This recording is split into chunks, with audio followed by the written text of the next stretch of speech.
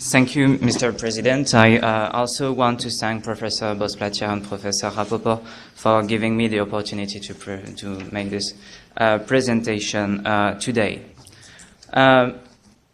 As discussed, free trade agreements have been recently criticized and contested by citizens and civil society organizations. Among several instruments they have used, the European citizens has been used in the famous Stop TTIP initiative. Therefore, there is to ask if this mechanism is nowadays a useful political tool for European citizens in order to influence the negotiation or implementation of free trade agreements. The European Citizens Initiative, or ECI, allows, following Article 11, Paragraph 4 TEU, 1 million citizens to invite the Commission, within the framework of its powers, to submit a proposal on matters where they consider that a legal act of the Union is required for the purpose of implementing the treaties. The mechanism has been detailed in Regulation number 211 and 2011, hereinafter referred to as the regulation. A group of 7 citizens coming from 7 different member states, referred to as the organizers, present the initiative to the Commission. Then the Commission must register the initiative, except in 4 cases detailed at Article 4 of the regulation. If the initiative does not respect the conditions on the organizer stated earlier, if it is manifestly outside the framework of the Commission's powers to submit a proposal for a legal act of the Union for the purpose of implementing the treaties, if it is manifestly vexatious or frivolous or abusive, or is manifestly contrary to the values of the European Union. Once the initiative has been registered, organizers have 1 year to collect 1 million supports with conditions of provenance from several member states. This collect is submitted to several technical requirements, such as translation, validation by national authorities, that can be blockages. But these are not specific to free trade agreements negotiation and implementation, and I won't detail this today.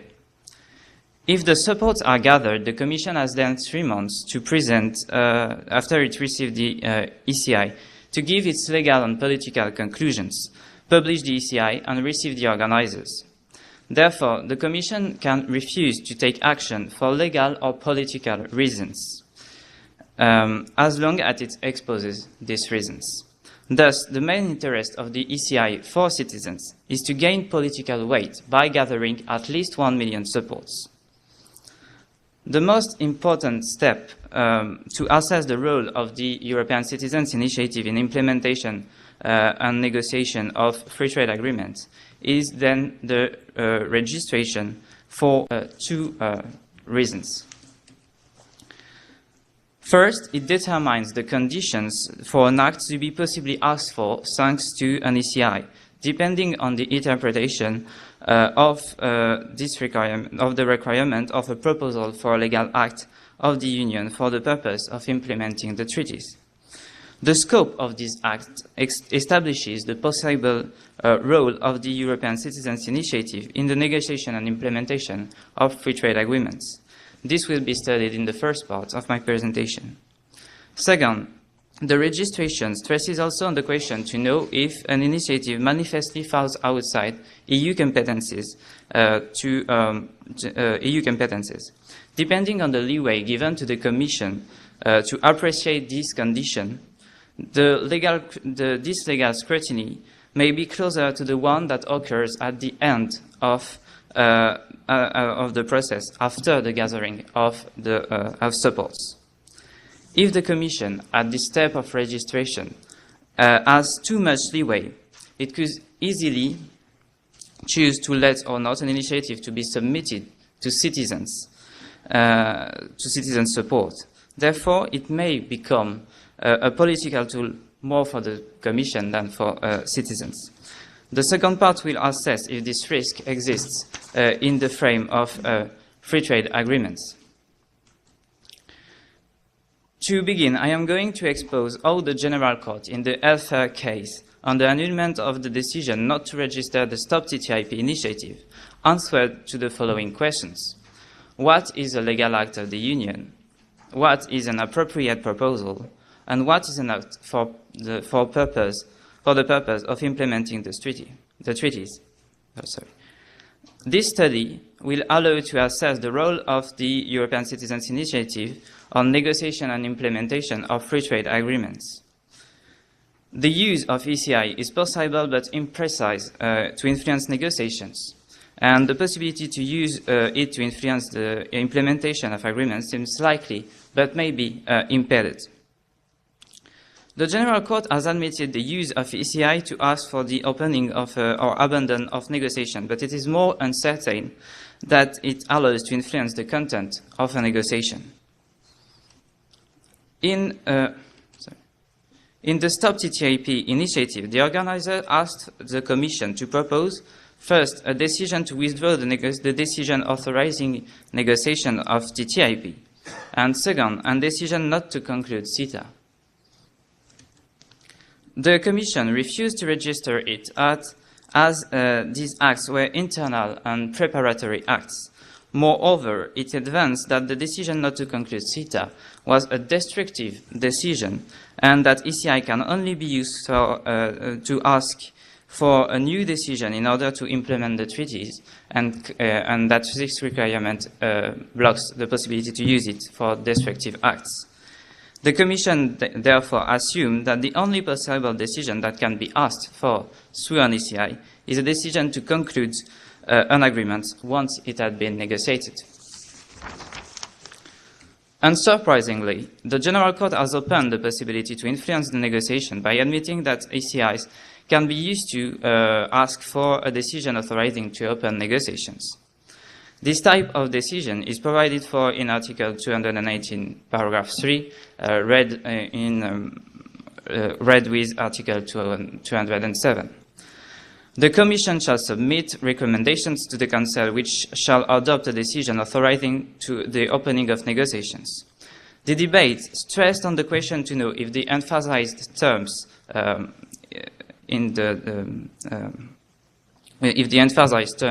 met the requirements of the regulation. First, is a decision a legal act of the Union? Logically, the General Court has admitted that it is as decisions belong to the list of legal acts given at Article 288 TFEU. However, the General Court adds what could appear as an additional condition that the act must search to modify the legal order of the Union. And this requirement may blur the scope of what is a legal act of the Union. The second question was to know if a recommendation could amount to a proposal by the Commission. A proposal could have been understood in two possible ways. First, following the restrictive approach of Article 17, paragraph 2 TEU, that limits Commission's proposal to two cases, when for the legislative procedure or when it is expressly provided for in the treaties.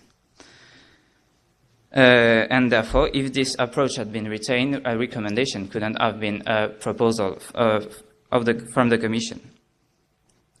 However, the General Court retained a more open approach, stating that it is content that the Commission can, on its own initiative, present to the Council a proposal for an act to withdraw the mandate by which it has been authorized to open negotiation in order to conclude an international agreement, even if the treaties provide only for a recommendation, therefore giving an open understanding of what is a proposal. After admitting the possibility to use the ECI to ask for the opening of a negotiation, the General Court examined the possibility to use it to ask for their abandon by withdrawing this authorization or by asking a decision not to conclude. It had therefore to study the meaning of what is an act for the purpose of implementing the treaty. The General Court admitted that nothing in the regulation forbade for an act, for a destructive act to be an act for the purpose of implementing the treaties, and therefore to be asked through an ECI. Moreover, on the rationale, and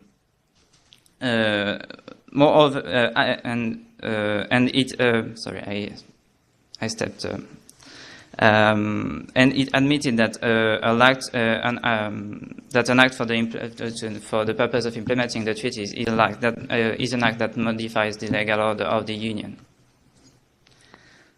Moreover, on the rationale that the role of the ECI is to enhance the participation to democratic life in the Union, and due to the light obligation waiving on the Commission at the end of the procedure, the General Court rejects argument from the Commission. Contrary to what affirms the Commission, the ECI cannot be limited to the opening of negotiation or conclusion, as citizens would have to wait, in this case, for the conclusion of an agreement to contest it.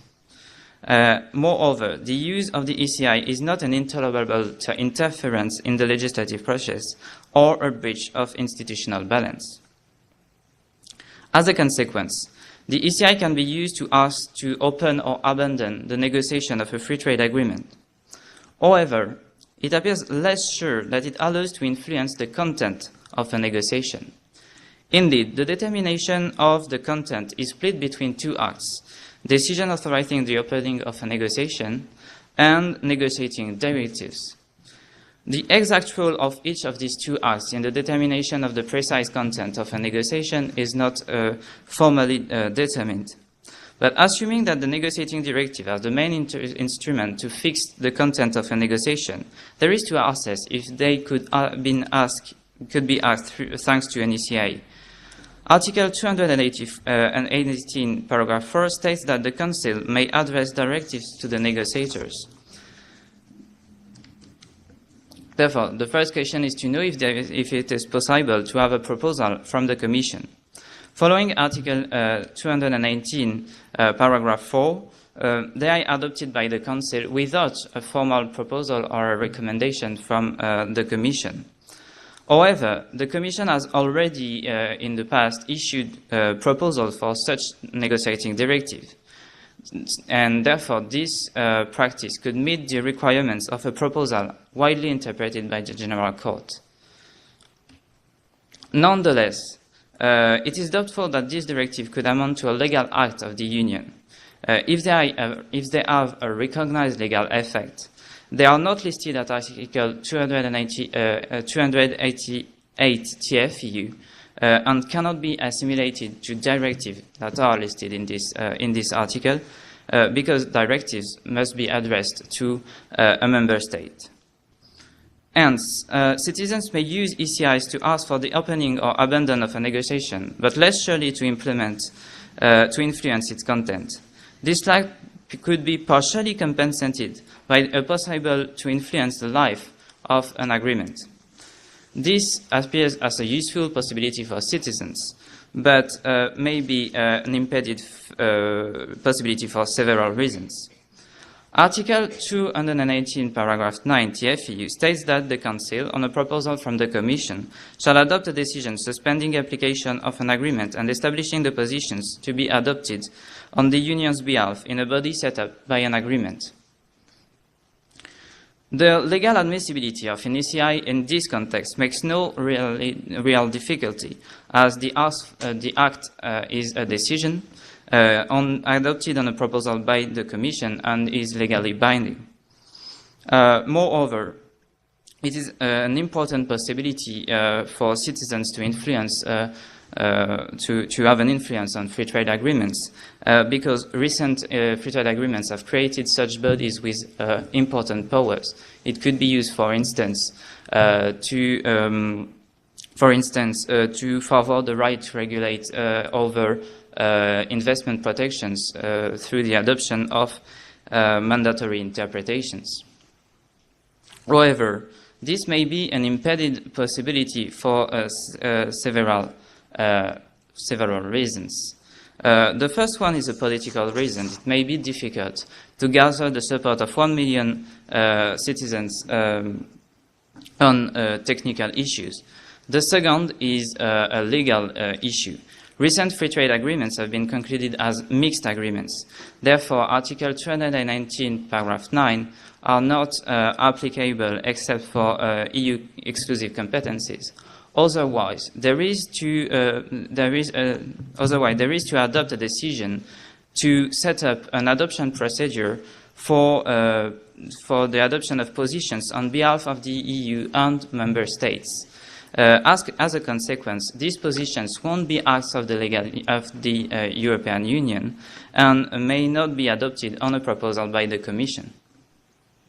A third reason is that, to have effect, the position must be afterwards adopted with the partner in the body set up by the agreement. And therefore, there is to articulate the procedure set out in the agreement with the procedure of the European Citizens' Initiative. This additional step may therefore discourage citizens to use the ECI in this context. At the end of the day, the General Court, adopting a wide interpretation of the requirements for an act to be asked for thanks to an ECI, has developed its role in the negotiation and implementation of free trade agreements. However, to continue to determine if it is a useful tool for citizens to influence free trade agreements, there is to look at the leeway given to the Commission to appreciate if an ECI belongs to EU competencies, to refuse or accept the registration. The jurisprudence is inconsistent on this matter, but free trade agreement specificities may avoid the risk of a shift of this political tool towards the hands of the Commission. A first line of jurisprudence has given a strong leeway to the Commission to appreciate if an ECI belongs to EU competencies, but recent developments may change this approach. As described earlier, the legal scrutiny at the time of registration must be minimal, and this is confirmed by the term manifestly present at Article 4 of the regulation. However, in the decisions on Anostakis, Isaac and Dabis and Costantini, the General Court has been very lenient vis-à-vis the Commission. First, the General Court did not define the role of the term manifestly and thus proceeded to a normal control of legal basis, and not only to a verification that the ECI was egregiously outside the competencies of the European Union, which would be the case, for example, of the recent Stop Brexit initiative that is not a competence of the European Union. Moreover, the burden to demonstrate the belonging to EU competencies has shifted. The European Commission has the obligation to state reasons for the refusal of registration, but it satisfies this obligation by only proving that no legal basis